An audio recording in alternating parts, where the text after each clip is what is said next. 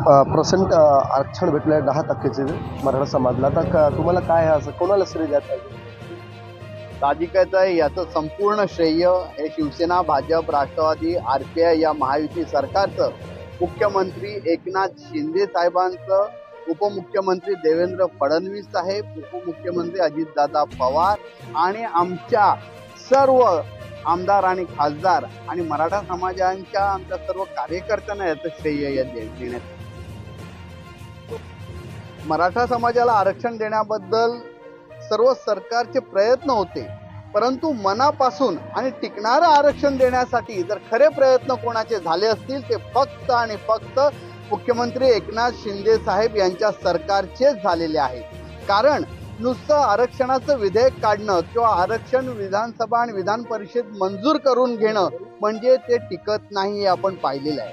त्याच्यासाठी टिकणारं आरक्षण म्हणजे काय, तर मराठा समाज हा शैक्षणिक आणि सामाजिक दृष्ट्या कशा पद्धतीने मागास आहे हे सिद्ध करणं, आणि हे सिद्ध करण्यासाठी 4 लाख प्रगणक या महाराष्ट्रात शिंदे सरकारच्या वतीने एकनाथ शिंदे साहेबांच्या नेतृत्वात राबत होते, घराघरात पोहोचत होते, पाहणी निरीक्षण करत होते.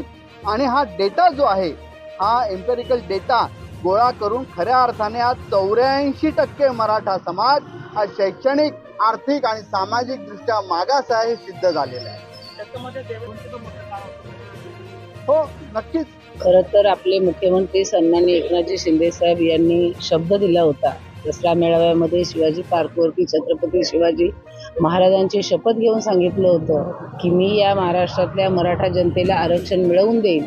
आणि तो शब्द आज त्यांनी पाळलेला आहे. आज 1 दिवसाचं अधिवेशन बोलवून त्यांनी दाखवून दिलं की ह्या मराठी जनतेच्या पाठीमागे हे मुख्यमंत्री किती आहेत ते. मग ते देवेंद्र फडणवीस असतील, अजित पवार असतील, यांनी या सरकारने आणि त्यासोबत आपले पंतप्रधान नरेंद्र मोदी साहेब यांचंही याला श्रेय जातं.